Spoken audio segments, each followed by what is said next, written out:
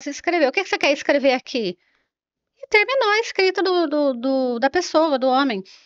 Terminou, ela disse que ela falou, Cláudia, eu fui Ingênua, muito talvez. ingênua. Foi o que ela fala até no Uhum. depoimento dela. Faltou a malícia. É.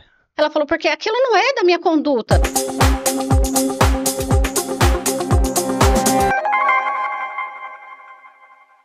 Olá, tudo bem com você? Que bom que você está aí. Nós já estamos aqui para mais uma roda de conversa, é isso mesmo, no podcast Liberchat.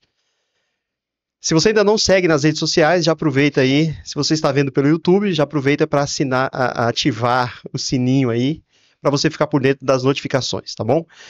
Temos o nosso Instagram, que é Liberchat_, e estamos também no Spotify, é só você digitar podcast Liberchat, tanto no YouTube quanto no Spotify, então siga as redes sociais para você ficar por dentro de tudo que acontece aqui. E hoje temos uma convidada muito especial. Aliás, eu sempre digo isso, né? Parece um clichê, mas não, porque os nossos convidados aqui são escolhidos com muito carinho. E geralmente as pessoas que gravam conosco indicam pessoas também que são seus amigos, pessoas que somam com os nossos conteúdos aqui do podcast Liberchat, tá bom? Já vou apresentá-la para vocês, é a Cláudia. Daqui a pouquinho ela vai aparecer aí para você vê-la, tá bom? E conhecer mais sobre a história dela. Mas, já adiantando aqui, você já ouviu falar sobre a Débora do Batom? Acredito que sim, né? Ela tá famosa nas redes sociais aí devido ao episódio do 8 de janeiro, tá bom? Então, é a irmã dela que está aqui e ela vai contar tudo sobre esse episódio, o que aconteceu, como está a Débora, quais são os projetos, o que está rolando. Então, fique aí e já vai compartilhando esse vídeo para o máximo de pessoas que você puder. É isso mesmo. Não é para 10, 15 pessoas não. Manda para todos os seus contatos, tá bom? E depois que você assistir esse episódio ou ouvir esse episódio, veja os episódios anteriores. Eu tenho certeza que você vai gostar e algum deles você vai se identificar, tá bom? Muito obrigado pela sua presença, Cláudia. É um prazer imenso ter você aqui. Você está no podcast Liberchat, tá? O que é Liberchat? Bom, aqui é uma junção de duas palavras, tá bom? Liber de liberdade, chat de bate-papo. Então, as pessoas que chegam até aqui no nosso estúdio têm liberdade para expor as suas ideias, as suas opiniões livremente, tá bom? Então, fique à vontade. Você está no estúdio, está na casa das pessoas também, ou no carro, sei lá onde eles estão ouvindo ou vendo o videocast aqui também. E é um prazer ter você aqui. Eu já agradeço pela sua disponibilidade de vir. Eu sei que você veio de longe, de uma outra cidade próxima, né? Veio com o esposo, ele trouxe, você está aqui, se quiser falar o nome dele, fica à vontade, pode apresentá-lo também, tá bom? E José, fica à vontade aqui, tá bom? é um prazer estar aqui com vocês, poder participar do Liberchat, poder falar um pouquinho sobre a nossa trajetória, a trajetória da Débora do Batom, como você mesmo disse, que ficou famosa aí pela escrita que ela fez ali na estátua à Liberdade, ali próximo ali do STF. E é um prazer estar aqui com vocês. Estou aqui, como você falou, acompanhado do Eliseu, meu esposo. Uhum. E vamos lá, né? Pra gente contar um pouquinho sobre essa história aí, que mudou as nossas Eu vidas. imagino.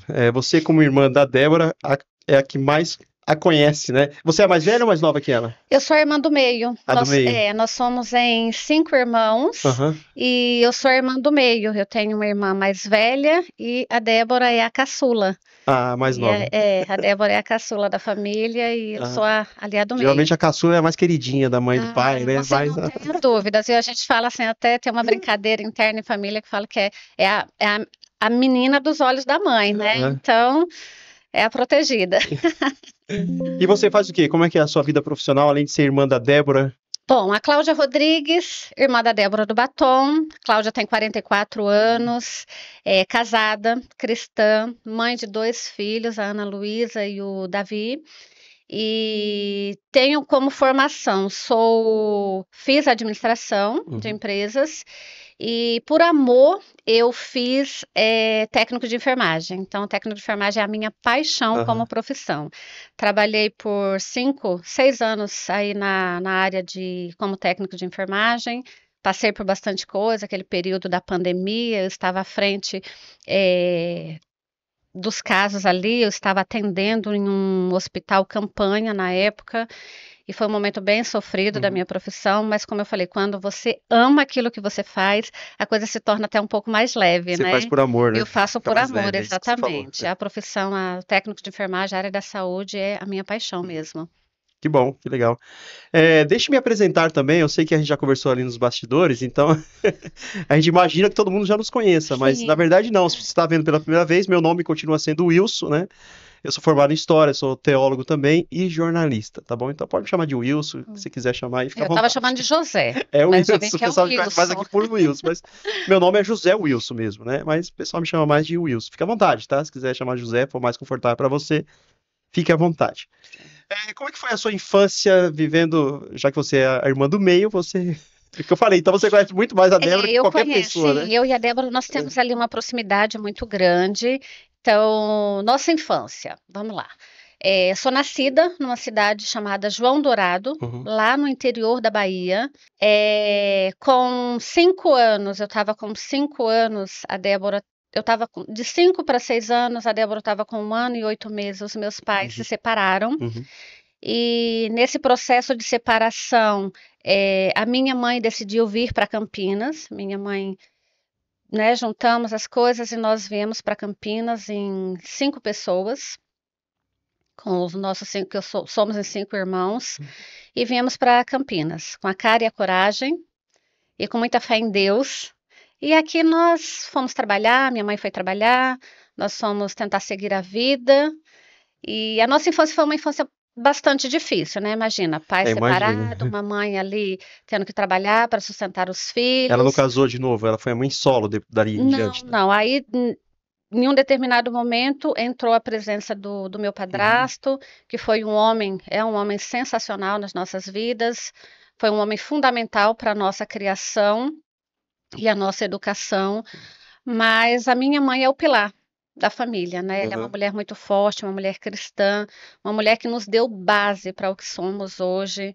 Somos 5 irmãos, todos trabalhadores, todos homens e mulheres decentes. Mas foi como comentei com você, foi uma Uhum. infância bem sofrida, uma infância com muitas dificuldades, porque imagina, né, em uma cidade como Campinas, você não ter uma casa para morar, você ter que trabalhar e deixar seus filhos ali sozinho.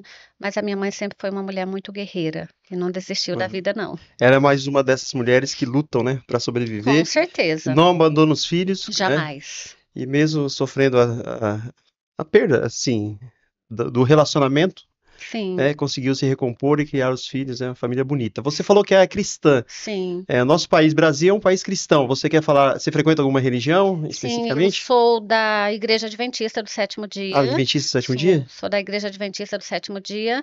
Uhum, Há 20 anos. Há 20 anos eu congrego na Igreja Adventista. Sou muito feliz com tudo que aprendi, com tudo que consigo ensinar para os uhum. meus filhos.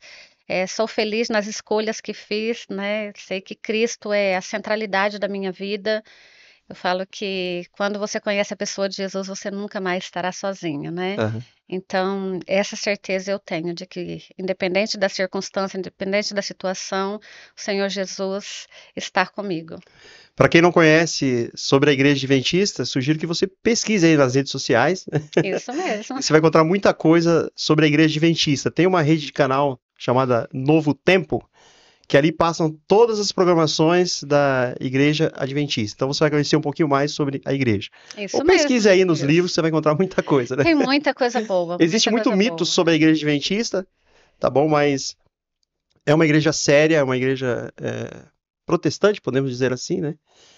Que surgiu ali do movimento milerita no desapontamento de Sim, 1844 isso mesmo. e desde então permanece até hoje, né? E tem uma escola chamada Escola Adventista, inclusive eu fui professor da Escola Adventista Olha que durante legal. 4 anos e estudei também na Escola Adventista durante, por incrível que pareça, 4 anos. Parece que foi do primeiro ao quinto ano, assim, que eu estudei lá.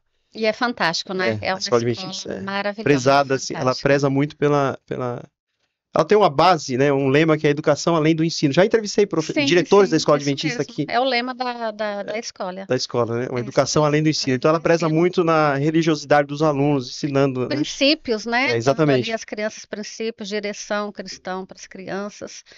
Os meus filhos estudaram lá também. Ah, é? Quantos filhos você tem? Eu tenho dois. Eu tenho o Dois? Davi com 10 anos e a Ana com 17. Ah, é? É. Eu tenho 13, por enquanto serão só os 3 mesmo. Dá trabalho, né? É, dá sim, dá sim. É uma responsabilidade muito grande, né? É, imagino. Criar filhos hoje. É É. muito. E o contato com o seu pai, o pai biológico, no caso, Então, o o meu seu pai genitor, depois da biológico, separação ainda continua tendo? tenho sim. A gente, de tempos em tempos, a gente se fala por telefone. Fui visitá-lo há um tempo atrás e mas nosso contato não é tão próximo assim. Nos falamos hoje, devido à distância também, Uhum. né? Nos falamos ali por telefone. Ele está bem, continua lá na Bahia, tem as terrinhas dele lá, o cantinho para ele morar. E graças a Deus, seguindo a vida dele. É isso que importa, né? Isso que importa, exatamente, que ele É, esteja bem. com certeza. Bom, vamos falar um pouquinho sobre o 8 de janeiro. Vamos. É, eu não quero, eu sei que ela ainda está respondendo o processo, então eu até coloquei na nossa Sim, conversa aqui nos bastidores, responda o que você puder responder. Eu conheço um dos advogados da Débora, sim. ele é meu amigo, eu acabei, não sabia que ele era advogado da Débora, depois, por coincidência, ele acabou falando e nós somos amigos. Ele falou que viria também, não veio, então eu falei, então a responsabilidade é sua, ele deve ter passado algumas orientações para você. Minha função aqui é perguntar, né? Claro. Perguntar, mas responda o que puder para não comprometer, ok? Uhum. A Débora sempre foi uma militante política? Não, não. Olha só. Voltando ali um pouquinho no contexto da nossa família. Uhum, Naquele período da infância, quando entrou a presença do meu padrasto, a política sempre foi algo que a gente discutia, a gente via discutir em casa, porque ele sempre foi uma pessoa que gostava de uhum, política, e só que ele era petista, uhum. né? E nós crescemos com aquela influência do PT, Da da esquerda, né? esquerda Aham, ali, né? Que a esquerda ajudaria os pobres, toda aquela aham, questão. E nós acreditávamos naquilo que, né, como uhum, criança, como adolescente, a gente não se interessava muito, mas ouvia muito falar em casa. Recebíamos algumas pessoas, inclusive lá na nossa cidade, na época de campanhas, tudo, algumas pessoas, meu padrasto estava ali à frente de alguns uhum, movimentos e recebíamos pessoas dentro da nossa casa, né? E aí, mas chegou um momento que fui em vários comícios com uhum, ele na época ali, quando criança, quando adolescente, mas chegou um momento, nós fomos crescendo, eu e a Débora fomos crescendo, e nós começamos a nos questionar com algumas uhum, coisas que não estavam de acordo com o que nós acreditávamos, né? uhum, Algumas pautas da esquerda que não fazia sentido nenhum para a gente. uhum, Imagina uma família cristã defender algumas pautas como pautas de aborto, ideologia de uhum, gênero, isso não fazia sentido para a gente. Mas eu lembro que em um determinado momento nós estávamos conversando em um grupo ali com alguns amigos e nós começamos a nos questionar sobre isso. E aí foram feitas algumas perguntas, né, uhum, para Débora, que era uma amiga muito próxima da Débora, uma amiga minha também, uhum. e ela fez alguns questionamentos no sentido. é, Vamos falar um pouquinho dessa pessoa que está surgindo agora? Bolsonaro, na Aham. época, né? Vamos falar um pouquinho sobre ele. Vocês têm ouvido Essa falar? amiga em comum apresentou o Bolsonaro para vocês? Nós já estávamos ali acompanhando, nós já nos Ah, tá. envolvíamos um Já estava se pouco, alimentando das isso, ideias isso, bolsonaristas ali na mas época. nós ainda estávamos naquele período de questionamento, Uhum, porque quando você tem uma influência de esquerda, e aí você começa a se questionar e começa a criar uns certos conflitos na aham, cabeça, né? uhum, E eu lembro que naquele período, naquele momento foram feitas algumas perguntas. Você é a favor de ideologia de gênero? uhum, Não, eu não sou a favor. Tá, e aborto? Também não. Pautas abortistas? Não. E aí foram feitos alguns. Ela falou: então eu sinto muito dizer. Vocês não são de esquerda, nós não somos de esquerda. E ali começou a acontecer realmente os questionamentos, nós começamos a estudar um pouquinho mais sobre essas pautas de esquerda, sobre o que era uma pauta de direita, o que que a direita uhum, defendia, sobre a liberdade religiosa. E aí nós começamos a ver que realmente nós estávamos do lado errado da história, no sentido do que nós uhum, acreditávamos, né? E ali começamos realmente a estudar um pouquinho mais sobre o que era direita, sobre o que era esquerda, e aí realmente nos convencemos de que não éramos de esquerda, que não tínhamos esse viés de esquerda, e que as nossas pautas eram pautas de direita, que nós defendíamos a direita, apesar de não saber distinguir naquele momento o que era direita e o que era esquerda. E aí veio a era Bolsonaro, né? Veio aquele período de Bolsonaro. Efervescente ali, né? Exatamente, aquele patriotismo todo. Nós começamos realmente a nos envolver, votamos ali no Bolsonaro e defendíamos A causa a bolsonarista. causa bolsonarista, a causa do patriota, né? Uhum. E eu acho que ali surgiu realmente Essa paixão pelo essa bolsonarismo. paixão, eu acho que pelo Brasil, né? Essa Uhum. paixão pelo Brasil e esse amor pelo Bolsonaro, pela pessoa, por tudo que ele representou, na minha concepção, ao Brasil. Uhum. Deixa eu só fazer um adendo aqui, porque se você viu os episódios anteriores do podcast Liberchat, por incrível que pareça, não sei se as minhas ideias são mais pro lado da esquerda, Uhum, mas muitas pessoas vieram aqui gravar que são mais esquerdistas do que direitista. Mas o uhum. podcast é um podcast que fala sobre liberdade. Fala sobre E é liberdade. legal isso, eu gosto de conversar com pessoas que pensam diferente do que eu penso. Sim. E é legal você expor suas ideias, porque muita gente fala um monte de besteira por aí e não para conversar com as pessoas, porque hoje há um preconceito muito grande, né? Tipo assim, com o surgimento do bolsonarismo, é uma realidade, não é uma crítica aqui, tá bom? Sim. É uma opinião minha, você pode discordar à Claro, vontade, fica à vontade, imagina. somos amigos aqui, a conversa é sobre ideias, né? Diferentes Sim. talvez. E as pessoas não se falam mais. Quando chega num ponto que a pessoa fala, eu sou da direita, você é bolsonarista, então eu não quero papo com você. Não, Uhum. não é assim que funcionam as coisas. A gente tem que ouvir o outro. Você mesmo, que era de esquerda, se alimentou das ideias bolsonaristas, se identificou com elas. Sim. E deixou de ser esquerdista para se tornar o quê? Uma mais direitista, porque você achou que as ideias, né, na sua concepção, as ideias bolsonaristas fazem mais sentido para aquilo que você acredita. Então, gente, a gente tem que aprender a conviver com as diferenças, entender o outro, conversar sobre a vida do outro para você entender o que ele pensa. Antes de você sair falando besteira por aí, brigando e causando preconceito. São pessoas humanas como nós, podemos ser amigos de qualquer pessoa que pensa diferente de você, né? E um respeitando as diferenças do outro. Só lembrando aqui que nós estamos conversando com a Cláudia, que é irmã da Débora do Batom, e a Débora, na verdade, não era a Débora do Batom, ela ficou conhecida como Débora do Batom, que é aquela mulher que no dia 8 de janeiro de 2023, né? Foi. 2023, ela escreveu na Estátua da Justiça, perdeu Mané. E ela ficou famosa, entre aspas, né? De uma maneira que com certeza não queria ficar, eu acredito que não, ela vai dizer aqui. Porque ela escreveu e acabou sendo presa junto com o pessoal que estava ali invadindo o Ministério Público lá em Brasília, tá bom? Só para você se situar aqui, quem é a Cláudia que está aqui conosco. Foi exatamente tá isso. Uhum. Que eu falo assim, ó, o que aconteceu no 8 de janeiro? Após as eleições que nós tivemos em 2022, tá. Nós começamos a questionar, na verdade, né? Havia uma dúvida no processo eleitoral ali.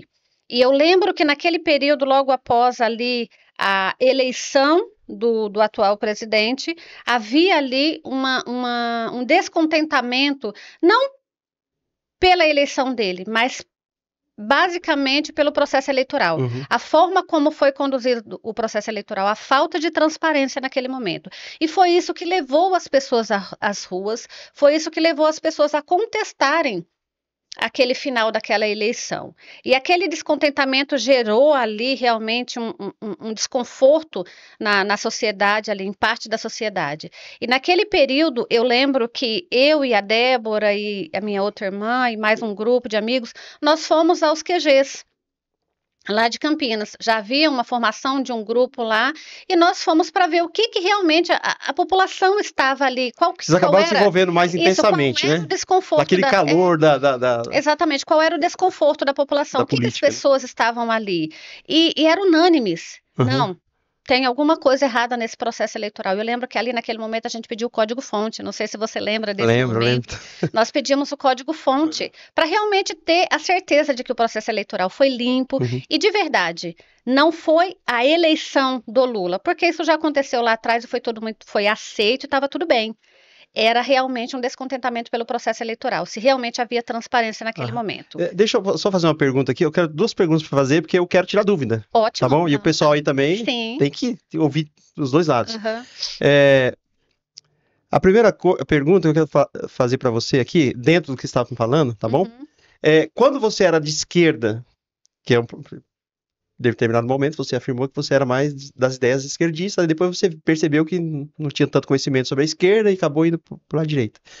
Havia também uma dúvida sobre o processo eleitoral ou não? Naquela época, não. Então, como eu falei, eu tinha influência, pessoas dentro da minha casa que se envolviam com política, eu tinha influência de pessoas de esquerda, mas eu não tinha o envolvimento. Ah, tá. Você vai se envolver mais na época do Bolsonaro, que você... E parece que não é só o seu caso, parece que o Brasil despertou mais para a política depois do bolsonarismo. Mas foi um despertar da população. Porque veio uma ideia, parece que mais... Aliás, que já tinha direita no Brasil. Sim. Sempre teve. Agora veio mais a extrema-direita. Então parece que essa extrema-direita faz com que as pessoas se despertem um pouco para política. Eu não gosto muito desse termo, a extrema-direita, que dá a impressão que é uma coisa ruim, né? Não, mas tem extrema-esquerda também. Não, mas pode explicar, fica à vontade. Não é uma coisa ruim. Porque tem essa conotação, quando fala extrema-esquerda, a gente já pensa, né? Isso, eu acho que essa polarização na política, que cria um pouco esse entrave, né, das pessoas, extrema-direita, extrema-esquerda. Não, eu acho que aí não parece que as pessoas não podem conversar, né? Porque tá cada um num canto, né? Ali, né? E a verdade é que a política não é para ser isso, né? A política é para ser pessoas comuns, como eu, como você, como a dona de casa, como o trabalhador, como o jovem, se interessar pela política e buscar mais conhecimento para saber fazer as suas escolhas. E muito interessante essa sua colocação, porque numa democracia é interessante que tenha a oposição. Com certeza. Porque por mais que eu seja bem intencionado como um presidente da República ou um deputado, sei lá, é bom que as minhas ideias sejam expostas e as pessoas opinem sobre ela. Eu acho que é fundamental. Isso soma na democracia. Essa diferença, ela é fundamental para o processo eleitoral, para o processo político, porque senão fica muito fácil você governar somente para os seus. Com certeza. Né? Essa diferença é muito boa, né? Você governar para pessoas que pensam diferente e você provar que é possível fazer uma política para quem pensa diferente de você. Sim, com certeza. Né? Isso soma, né? Exatamente. Aí vocês foram se engajando, então, na política e foram até o QG, foi onde você parou ali e a gente fez esses adendos aqui. Isso. Começou um pouquinho antes. Você lembra no processo de impeachment da Dilma? Lembro. Lá atrás. Então, no processo de impeachment da Dilma, ali a gente já começava ali a discordar um pouco, mas eu falo, o fortalecimento mesmo, ele veio na era Bolsonaro, né? Quando realmente ali eu me identifiquei, não, eu sou realmente, ali eu já tinha posse do que eu queria. Já tinha assumido a bandeira ali. Já tinha assumido a bandeira. Falei, não, aqui sim, eu sou de direita, sou patriota, amo meu país e não concordo com muitas coisas que está acontecendo. Você vê que a gente já tinha aí o quê? 18 anos de PT?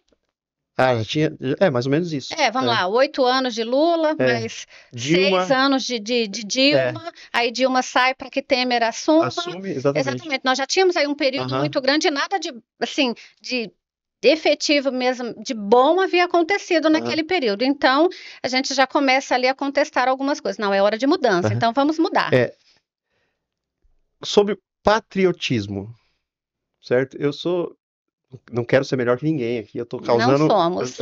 Minha função aqui é provocar crítica, né? Fazer análise, tá? Então, quando eu falo sou professor, não quer dizer que eu seja melhor que você, nós somos iguais. O professor não sabe nada, praticamente. Quanto mais você estuda, mais você sabe que você não sabe...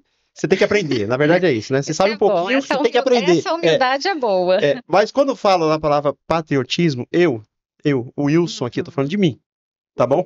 Milhares de pessoas pensam diferente como você pensa diferente. Eu não consigo... O que vocês entendem como patriotismo? Porque eu entendo patriotismo é eu amar o Brasil. Eu também. Tá? Eu amar o Brasil intensamente. O Brasil nunca foi tão patriota quanto deveria ser. Com o surgimento do bolsonarista, se tornou patriota. Os patriotas se intitulam mais bolsonaristas. Aliás, os bolsonaristas se intitulam mais patriota do que os esquerdistas, no caso, né? Os petistas. Sim. Só que o que me causa, e aqui eu quero conversar com você, que você me explique, que talvez muita gente não entende, e é bom conversar com quem pensa assim, quem vive assim. Por exemplo, teve esse inteirinho todo, a gente vai entrar nos detalhes, que a gente está conversando mais sobre a questão da Débora, é só para explicar essa questão do patriotismo aqui. Por exemplo, quando há manifestações pró-Bolsonaro, tá? Como já teve no QG e tal, eu vejo nessas manifestações bandeiras dos Estados Unidos, não é que eu sou contra os Estados Unidos, não, tá bom? Sim. Bandeira dos Estados Unidos, e vejo bandeira de Israel também, e as pessoas gritando que são patriotas. Sim. Aconteceu um episódio recentemente, aí, antes do julgamento do Bolsonaro, que o governador de São Paulo, Tarcísio, a bandeira foi na Paulista, e a bandeira dos Estados Unidos estava estendida lá, Eu vi essa e ele cena. discursa como um patriota com a bandeira dos Estados Unidos estendida. Sim. Na minha concepção, pelo que eu entendo um pouquinho de história sobre os Estados Unidos, eu acredito que até o presidente dos Estados Unidos, Trump, fica assim meio equivocado. Poxa, eles são patriotas lá. A cultura deles já é mais patriota. Você vai nos Estados Unidos, você vê bandeira dos Estados Unidos nas casas. Uhum. No Brasil não tem muito isso, era só na época da Copa, não sei se você lembra, né? Na época da Copa o pessoal pinta a bandeira do Brasil no chão. Não era assim que a gente fazia antigamente? Isso. Aí, como o surgimento do bolsonarista, não. Pegou a camisa da seleção, verde e amarela, para simbolizar o Brasil. Uhum. Eu não tô sendo contra, tô dizendo o que acontece. Uhum. Tá? E se diz ser patriota. Até aí tudo bem, eu concordo. Patriota que usa a bandeira do Brasil, camisa do Brasil e tal, torce para a seleção brasileira e tal. O problema é quando tem nessas manifestações bandeiras de outros países. E eu não vejo coerência nisso aí. Você consegue explicar isso? Você concorda com isso, mesmo sendo do movimento, ou você é contra? Você acha que soa bastante sobre essa palavra? Nós concordamos no sentido que patriota é aquele que tem orgulho da bandeira, que defende a bandeira do país, que defende o seu país. Nós concordamos nisso daí totalmente. Mas você já frequentou uma manifestação de esquerda? Não, eu nunca fui militante, nem de um lado nem do outro. Bandeira vermelha. É o símbolo do PT, né? Sim, do PT é bandeira vermelha. Bandeira do MST, bandeira do PCO, bandeira... Então você vê... O pessoal, até é bom lembrar que o pessoal fala essa bandeira nunca será vermelha, né? Exatamente, tem até um clichê, tem até uma musiquinha, que a nossa bandeira jamais será vermelha. Será vermelha, tá? Tem esse slogan aí do pessoal. Que há uns meses atrás, houve até a discussão de que o uniforme dos brasileiros na seleção seria mudado para a camiseta vermelha? Eu vi esse... Nós sempre fomos canarinhos, sempre fomos verde e amarelo. Agora, eu não sei se essa mudança... Eu não pesquisei sobre isso, eu não sei se essa mudança... Eu achei desnecessária, porque realmente dá a entender que tipo assim, agora a bandeira do Brasil será mudada de outra coisa. Dá a entender, não sei se era esse o propósito, tá? Eu não sei. É sobre isso, entendeu? Que há exatamente esse momento de querer mudar a bandeira, tudo, de querer, né, emplacar ali nos movimentos de esquerda. Mas, se você vê nos movimentos de direita, a bandeira brasileira, as pessoas vestidas de verde e amarelo, as pessoas com bandana, a bandeira lá hasteada, pra gente é um orgulho. Houve sim lá na Paulista. Sim, pra mim também, porque eu também não consigo ver, desculpa, tá? Mas é bate-papo nesse mesmo. Sim. Eu também não consigo ver o pessoal da esquerda, não defendendo, tá? Mas eu, tipo assim, por mais que eles tenham a bandeira do PT que é vermelha, eu não consigo vê-los também como não patriotas. Porque eles estão levantando a bandeira de um partido, embora são brasileiros também. E eu não consigo entender essa ideia de que a bandeira do Brasil vai ser vermelha, que não vai ser trocada para vermelha. Nunca. Eu não duvido. Pra mim isso é uma falácia. Eu não duvido. Na minha opinião, isso é uma falácia, porque não tem nenhum projeto de trocar a bandeira do Brasil. Não tem nada em pauta sobre isso. Eu não vejo, assim, tanto... Wilson, não vejo tanto orgulho, sabe, nessas manifestações. Raramente você vê uma bandeira do Brasil ali nos movimentos de esquerda. Talvez uma crítica, talvez até uma crítica construtiva. Talvez a esquerda se perdeu não levando a bandeira do Brasil para as manifestações. Eu concordo nisso. Talvez sim, mas eu não penso que eles não são patriotas. Parece até que eu estou defendendo, não sou advogado de ninguém, entendeu? Mas na minha concepção, eles não deixam de ser patriotas porque tá com a bandeira vermelha, ou azul, amarela. Então, entendeu? Mas se são... Porque não tá com bandeira de outro país. Eles estão com bandeira se são verdadeiramente como aqui por incrível que pareça é vermelha, nem me liguei nisso aí. Olha só, mas é um slogan que o cara criou pra gente aqui. São, né, defensores do Brasil, dos direitos dos brasileiros, nada mais clássico do que estar com a bandeira do país ali, de defender a bandeira do país, né? Mas Realmente teve esse episódio na Paulista, onde a bandeira dos Estados Unidos foi colocada lá, né? Foi justamente no período que estava havendo ali as questões das sanções, Aham. tudo. O pessoal colocou aquilo ali até como algo para que fosse realmente colocado para os Estados Unidos Uhum. ver, né? Olha, nós apoiamos as ideias, o que os Estados Unidos têm ali colocado sobre o Brasil, e tá tudo bem. Uhum. Né? Foi colocada ali uma bandeira do MST, bandeira do PCO e tantos outros ali. É só A mais uma. questão é a palavra que, por exemplo, o MST, na minha opinião, O eu já falei, movimento, né? eu não sou Sim. advogado deles, acho que eles nem me conhecem, os líderes lá nem me conhecem, nem sabem quem eu sou, tá? Mas o MST, na minha opinião, eles não sabem fazer propaganda, porque os maiores produtores de produtos orgânicos no Brasil é do MST. Tem a feira deles que eles fazem lá, então eles têm coisa boa. Eu não estou dizendo de invasão de terra, de propriedade, Sim. erram também muito. Uhum. Entendeu? Erram bastante também. Todo mundo erra, ser humano erra. Mas há esse lado positivo deles também, que eles não sabem fazer propaganda deles, então eles são vistos como algo assim ruim para o Brasil por causa das invasões que fazem em fazendas Sim, já sem produtivas dúvida, e sem tal. dúvida. Isso aí é uma crítica que todo mundo faz. Acho que até eles já Sim. mudaram um pouco isso aí. De vez em quando fazem ainda coisa errada e é problema deles, né? Não estou aqui para defender ninguém. É triste, né? Poder que Mas um país como o nosso ainda vê isso aí, né? Essa invasão exatamente. de terras. Agora, por exemplo, ainda falando, eu não quero muito pro outro lado, né? Senão a gente foge aqui um pouco. Não, a gente Mas, foge do tema, vamos lá. mas, tipo assim, minha pergunta, Tá. como pode alguém ser patriota e, tipo, você acabou de falar que Uhum. o fato da bandeira dos Estados Unidos estar lá é porque apoia o que os Estados Unidos está fazendo pro Brasil, no caso das tarifas aí, vamos Sim. dar um exemplo mais clássico aqui, né? Então, se eu sou patriota, na minha concepção, eu não quero que o meu Brasil seja punido, independente de qual for o presidente. Sim, eu concordo Pode ser o com Bolsonaro que você. esteja lá, embora eu não tenha votado nele, isso aí todo mundo já sabe, não tem que esconder de ninguém. Pode ser o Bolsonaro, pode ser o Lula, pode ser você que se tornar presidente um dia, Olha. entendeu? Eu não quero que o Brasil seja sancionado, porque Sim. eu, não indo a manifestações de esquerda e nem de direita, eu me sinto patriota também. Sim, somos. Mesmo sem votar no Bolsonaro, eu me sinto patriota. Sim. Entendeu? Então eu não quero que o Brasil seja punido. E aí eu vou levantar a bandeira de um país que está punindo o Brasil? Então isso eu não vejo coerência nisso, é a minha opinião. Mas eu acho que esse levantar da bandeira não foi sobre a questão das taxações que teve, não.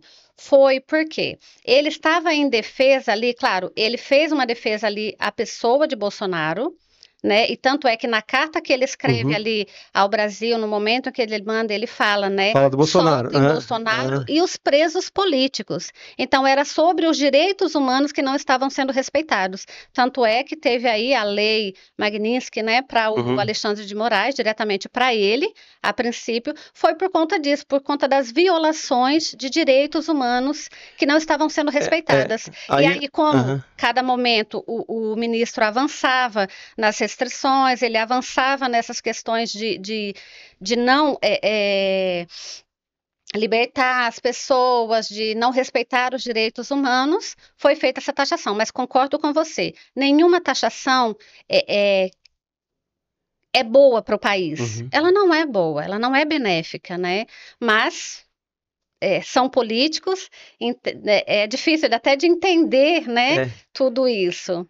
Eu entendo, eu tento entender também, eu sou um pouco empático, empático no bom sentido, assim, entender, e por isso eu trouxe você para vir aqui, para entender o que vocês pensam também, porque é bom entender o que vocês pensam, que às vezes ver a pessoa... os dois lados, né? ver os dois lados, porque às vezes a pessoa pensa,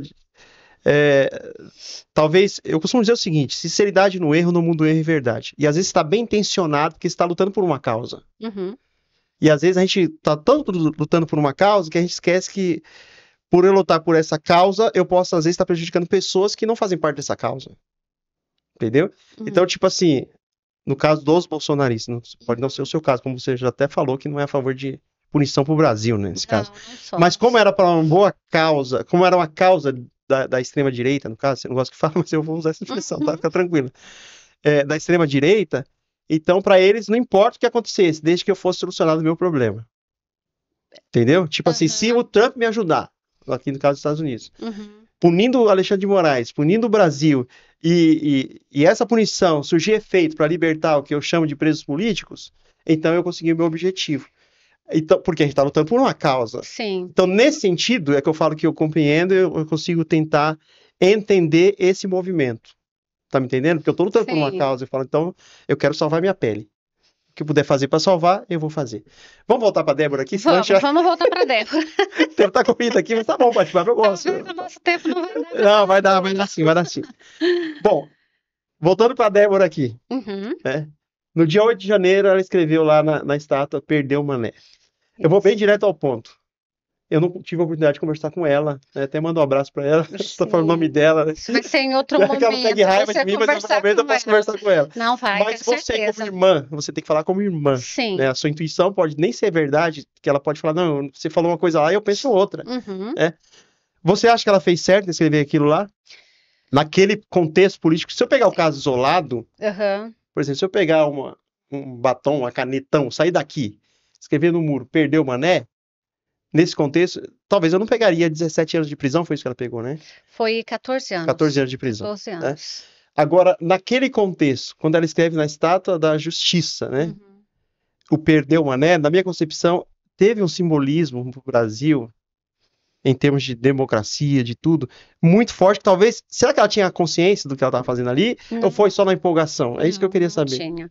Vamos lá, ó. Dia 7 de janeiro, a Débora sai de Campinas para uma manifestação. Você sabia que ela ia para lá? Eu ia com ela. Ah, você ia também? Eu ia, por uma questão de escala de trabalho, nós não conseguimos estar. Uhum.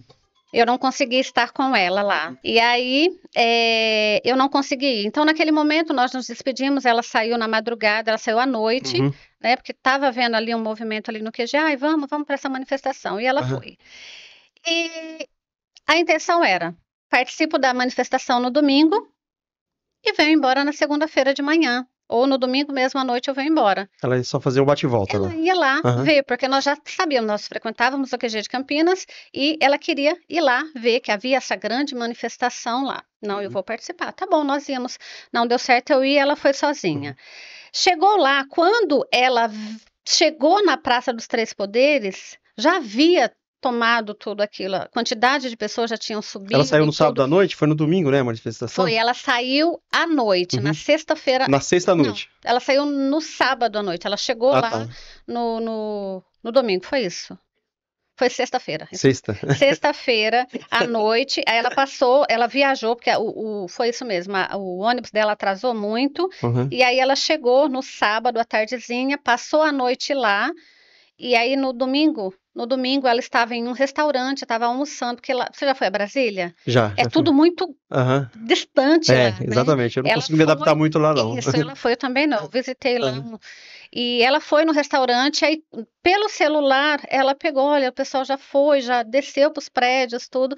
E ela então saiu correndo de onde ela estava e chegou até o local lá. Ela disse que Saiu já com a tava- turma? Ela foi de ônibus de excursão ou foi sozinha? Não, ela foi de ônibus. Ah, de ônibus com a Foi de galera, ônibus né? com o pessoal. Aham. E lá, cada um foi pro seu lado, quem Uhum. tinha seus conhecidos foi para próximo das pessoas que conhecia, e ela estava sozinha lá. Uhum. Né? E aí, enfim, ela estava almoçando, ela viu pelo celular que já tinham. O pessoal tinha invadido os prédios, tava pau Ela quebrando. falou: lá. não, eu vou lá. Se eu vim aqui para ver isso daqui. Ela chegou lá. Aham. Ela disse que já tinha bastante policiais lá no local, mas estava ainda super tranquilo. E de repente começou aquela jogação de bomba, aquelas coisas todas. E ela disse que naquele aglomerado onde ela estava ali próximo da estátua. Uhum. Havia uma pessoa escrevendo já com esse bendito desse gloss, desse batom. Uhum. E a pessoa, tanto é que na escrita está errada. E aí, ela ali próxima, ela diz que no calor da emoção, aquela Aham. coisa toda, a pessoa fala para ela: você termina para mim que minha letra é feia. Nossa. Não pensou, Aham. ela simplesmente pegou da Na mão empolgação, da pessoa, no calor da empolgação, emoção no ali, calor né? da emoção. Aham. Ela pegou aquele gloss e escreveu: o que você quer escrever aqui? E terminou a escrita da pessoa, do homem. Terminou, ela disse que ela falou: Cláudia, eu fui muito Ingênua, talvez. ingênua. Foi o que ela fala até no Uhum. depoimento dela. Faltou a malícia. É. Ela falou: porque aquilo não é da minha conduta. Eu nunca fiz isso. Sou uma pessoa que não jogo nem papel no chão. Nunca tomei uma multa de trânsito. Uma pessoa que sempre andei corretamente, aquilo não faz parte, né, do que eu acredito. E ali, no calor da emoção, ela termina aquela escrita, terminou aquilo, começou bomba, o pessoal saindo dos prédios, todo mundo com o olho ali lacrimejando por toda aquela Aquele gás de situação, pimenta, né? Ele aquele arde gás de por dentro. pimenta, a polícia foi fechando ali o cerco e ela então retorna para o QG, e ali ela fica, termina ali a tarde dela, e aí depois ela vem embora. Ela volta para Campinas. Ah, ela não foi presa no dia. Não, ela não foi presa. Ela foi presa no dia 17 de março, já aqui em casa, já na casa Ah, dela. tá. Que aí começaram a ver as câmeras, né, de tudo e Exatamente. tal. Quando ela estava retornando de lá, Aham, eu em casa comecei a olhar as redes sociais aham. e vi uma foto Dela já. dela. Eu Ali falei, ela vai se tornar uma figura pública ali. ali começou. Falei, gente, mas isso aqui é a Débora. Aí comecei a falar com ela por telefone naquela noite, né, que ela estava retornando. Eu falei, Débora, você viu o que que aconteceu lá? Ela começou a me relatar o que havia acontecido. Aí Uhum, já bateu um desespero enorme na família, né? uhum. Todo mundo ficou muito preocupado. Naquele Imagina, momento, a né? minha mãe, a gente ainda tinha preservado um pouco a Uhum, minha mãe de tudo isso, né? aham. E aí, ela retorna, a gente começa a falar, e agora? O negócio tomou uma proporção muito grande, não foi legal o que você fez, ali aquela escrita, e ela se arrepende. Ela fala que ela não se arrepende de ter ido Uhum, a Brasília, de ter participado das manifestações, de estar lá questionando. Mas ela se arrepende, sim, de ter feito a escrita na estátua, lá no uhum. monumento. Ela jamais faria isso novamente. E aí, depois teve ali a repercussão do 8 de janeiro, todas aquelas falácias terroristas, golpistas, Uhum. pela mídia, tudo. E ali então ela viu que algumas pessoas começaram a ser presas. Nós procuramos naquele momento um advogado para Ela já saber, pressentia que poderia sobrar para exatamente quais implicações teria legais quais as sobre aquilo. implicações que viria sobre aquele ato dela. Uhum, Procuramos um advogado e ele falou: Olha, Débora, eu acredito que você vai responder um processo por isso, sim, mas por pichação. Foi o que ocorreu ali. uhum, Então, pichação não dá cadeia, raramente, né? A menos que não dá cadeia, nós vamos representar você, tudo. E aí começou algumas pessoas, não, você tem que sair do país, porque algumas pessoas já estavam fazendo isso. Ela aham, falou, não. Independente do que vier a acontecer, eu vou permanecer onde estou. Se eu devo algo à justiça, à sociedade, eu estou aqui pronta para pagar pelo que eu uhum. fiz. Isso foi bonito da parte dela, né?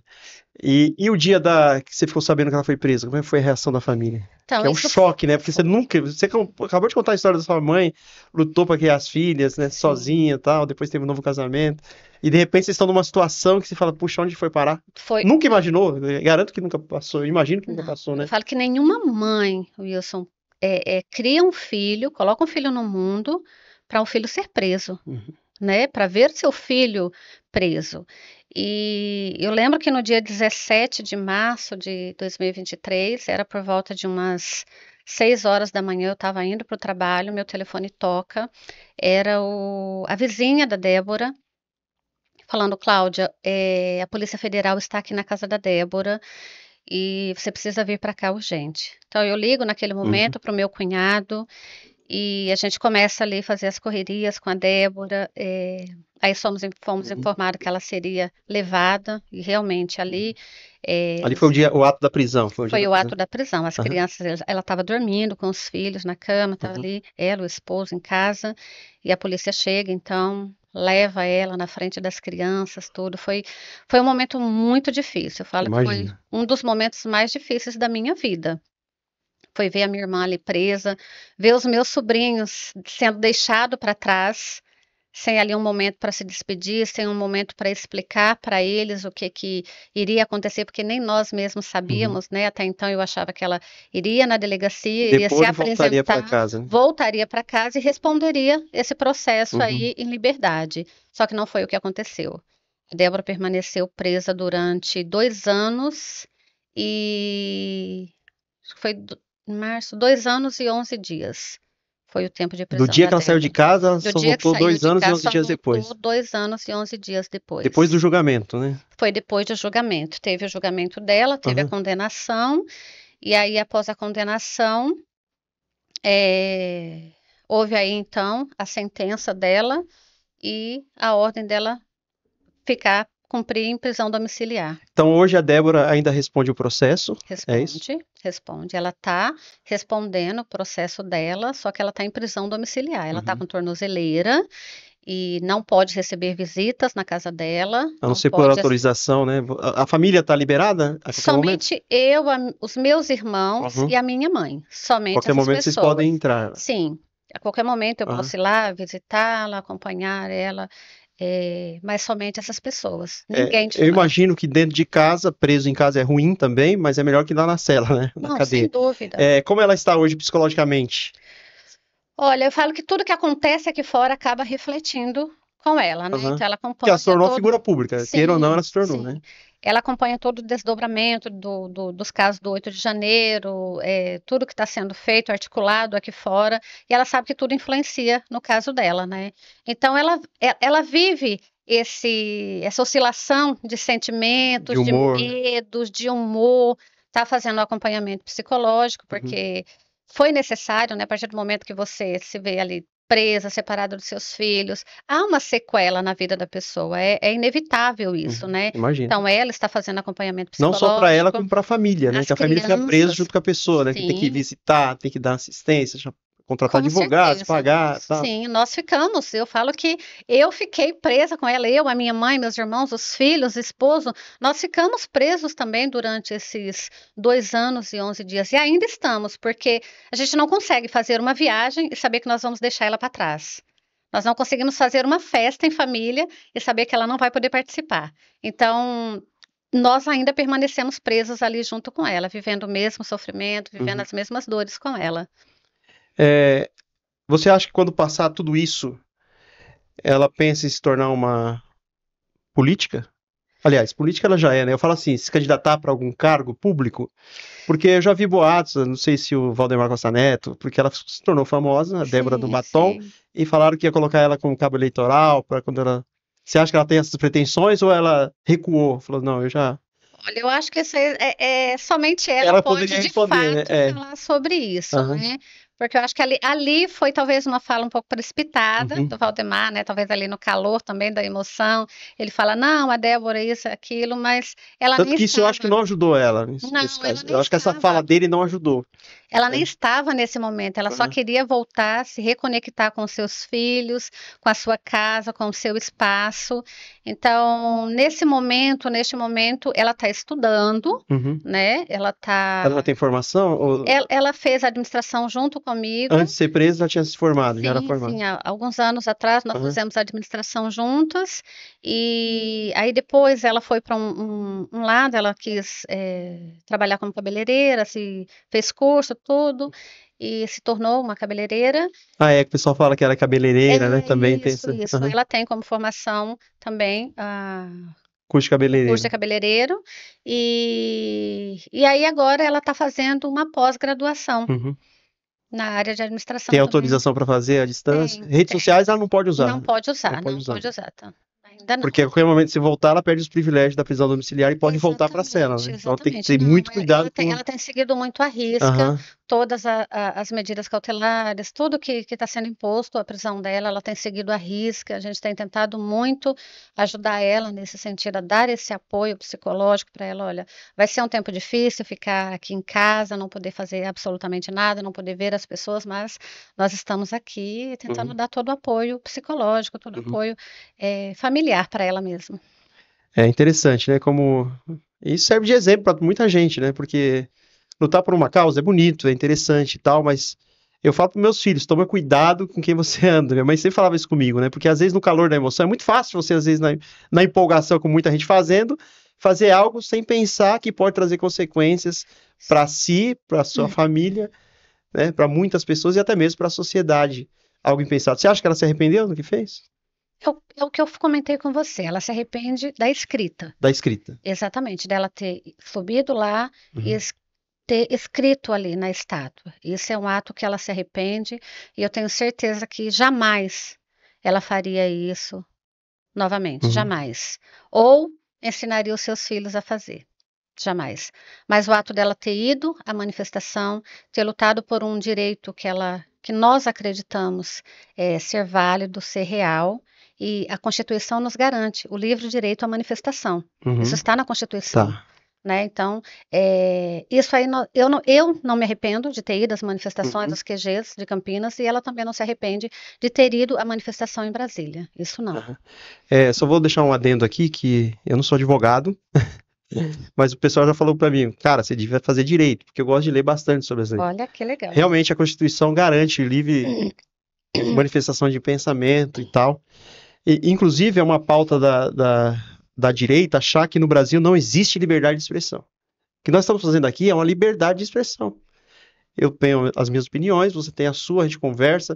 Tem coisas que eu concordo que os ministros fazem lá e eu posso discordar deles, sim. Uhum. O pessoal fala, não posso falar nada do Alexandre de Moraes. Por exemplo, o voto do Luiz Fux, que ele deu a favor do Bolsonaro, Sim. para mim foi um dos votos mais ridículos que já houve ali no Supremo. É sério. Mas você percebeu a minha crítica? Eu estou falando sobre o voto. Uhum. Eu não vou pedir o impeachment dele, Uhum. entendeu? Eu não vou falar contra a pessoa dele, até porque eu não o conheço. Ele pode ser um cara bacana para conversar, Sim. fora da profissão dele como juiz, Uhum. né? Do Supremo Tribunal de Justiça lá. Mas quanto ao voto, eu posso questionar. Então, na minha opinião, existe sim muita liberdade de expressão. Agora, a Constituição deixa claro, e há uma divergência aí no direito, né? Talvez os advogados divergem entre si, até os ministros também. A Constituição deixa claro que tentativa de golpe, pedir um golpe de Estado, já é crime.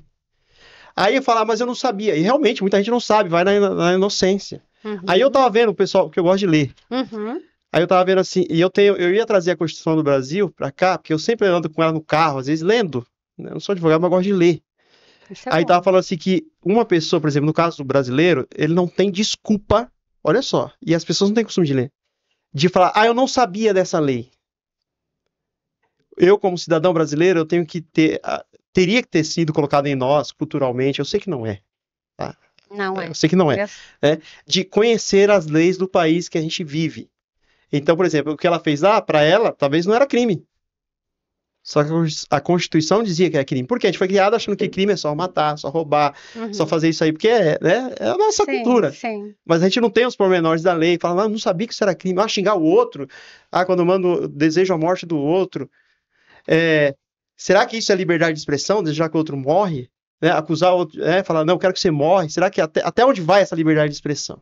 Sim. Então, eu acho que há uma falácia sobre essa questão de liberdade de expressão, e quando eu dava aula, eu não estou dando mais aula, os alunos, eu perguntava para eles, o que você entende como liberdade de expressão? E eu vejo as pessoas, às vezes, equivocadas, falando que não há liberdade de expressão no Brasil. Claro que há liberdade de expressão. Você pode fazer manifestação a favor do Bolsonaro, porque você não pode pedir golpe de Estado. A Constituição diz que não pode pedir golpe de Estado. E as pessoas não sabiam disso, induzidos pelo movimento, por tudo. Se a esquerda pedir golpe de Estado, eu não posso fazer isso, é crime, independente de quem for. Entendi. Entendeu? Então, ir à manifestação, eu acho que não é problema nenhum, tanto da direita quanto da esquerda, que você é livre para fazer o que você quiser, manifestar o pensamento, a Constituição deixa claro.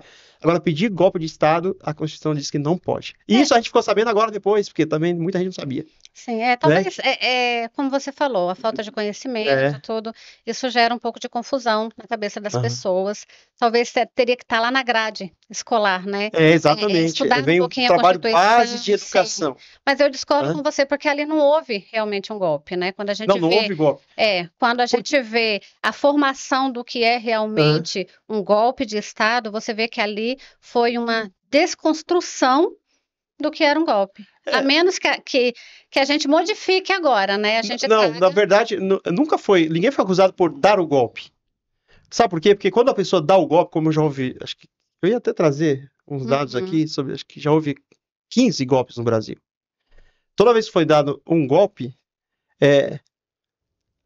aliás, nesse caso agora do Bolsonaro, é isso que eu queria dizer, não houve golpe.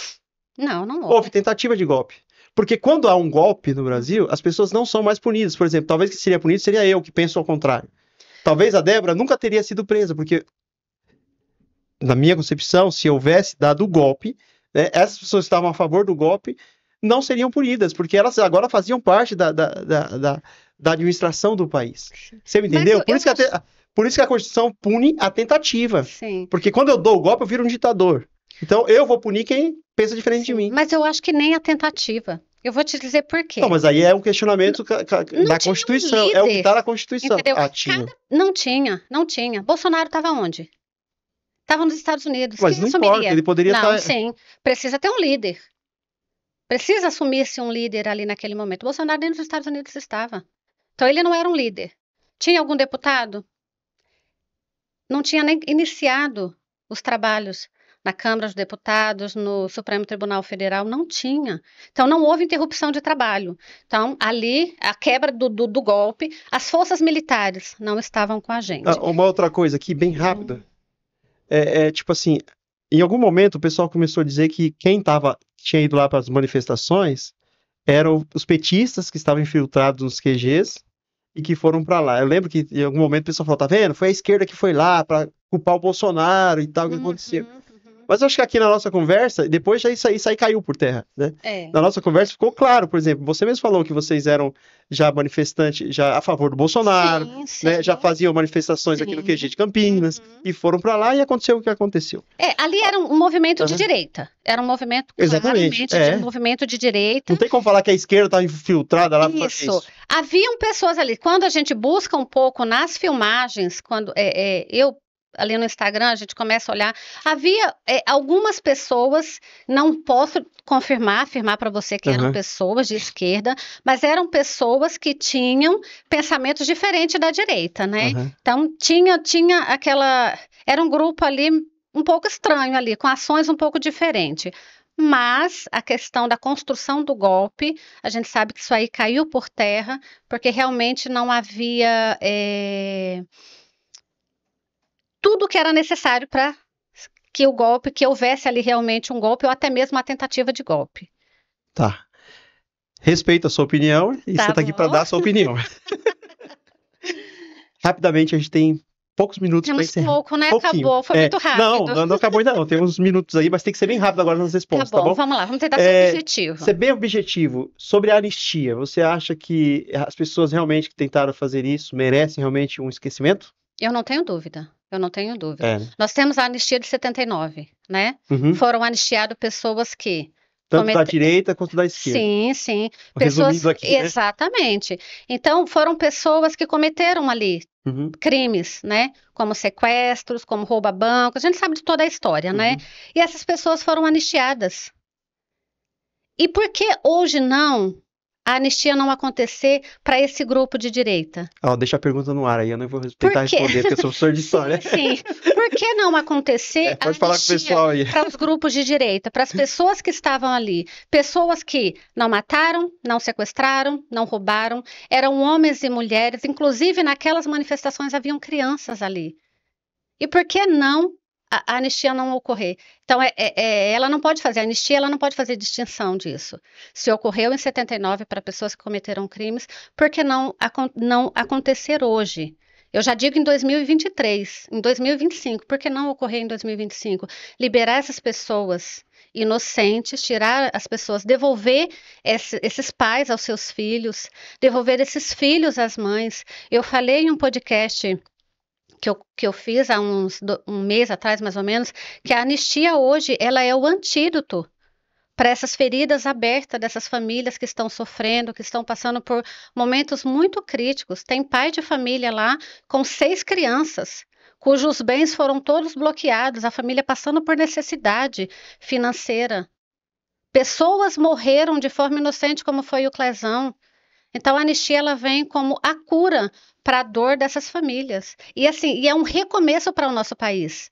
É apagar essa história que ocorreu aqui no nosso país e fazer um recomeço na história do nosso país, como um país que respeita os direitos do cidadão brasileiro, como respeita a Constituição.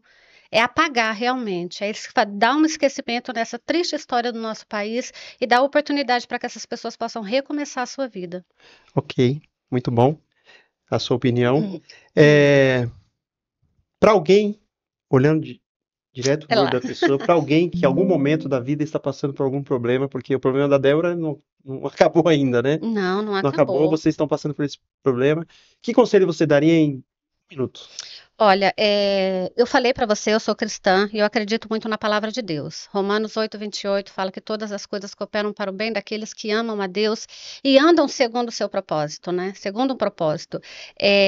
Às vezes nós passamos por momentos difíceis, como foi o que nós passamos e ainda estamos passando com a Débora, mas eu quero dizer que em momento algum nós perdemos a fé. Em momento algum nós perdemos a direção do que realmente Deus queria para as nossas vidas. Nós entendemos que há um propósito em meio a tudo isso e nós nos colocamos na presença de Deus para falar: Senhor, eis-me aqui. Independente do que nós viermos a passar, nós estamos aqui na tua presença, nós queremos a tua direção. Então, às vezes o mar está revolto, às vezes a situação está complicada, mas não perca a sua fé. Acredite que Deus está no controle da sua vida e que todas essas situações, todo esse mar revolto vai passar e Deus vai trazer a calmaria para a sua vida. Não perca o foco, não perca a fé, não perca a esperança.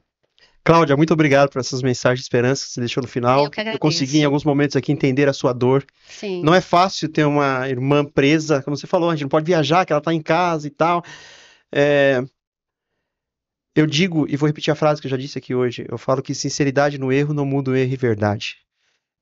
Você usou uma frase aqui, uma palavra, inocentes. Eu talvez substituiria por pessoas ignorantes, que não conheciam a lei e que cometeram um crime que a Constituição realmente deixa claro que não deveria ter sido feito.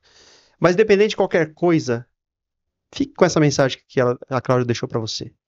Independente do problema que você está enfrentando, tenha fé em Deus, resiliência. Exatamente. Porque isso vai passar. Eu tenho certeza disso. Que quando a gente passa por um problema, segurando na mão de Deus, a gente sai dali mais revigorado. E às vezes o problema que você está enfrentando, o problema da Débora aqui, que ela está passando, a família está passando, seja o problema de milhares de famílias. E servirá de exemplo essa resiliência dessa família para você também vencer as suas dificuldades. Um grande abraço para você, siga-nos nas redes sociais, muito obrigado mais uma vez pela sua presença. Agradeço. E aí, compartilhe esse vídeo para o máximo de pessoas que você puder, tá bom? Um abraço, tchau, tchau. Um abraço, tchau, tchau.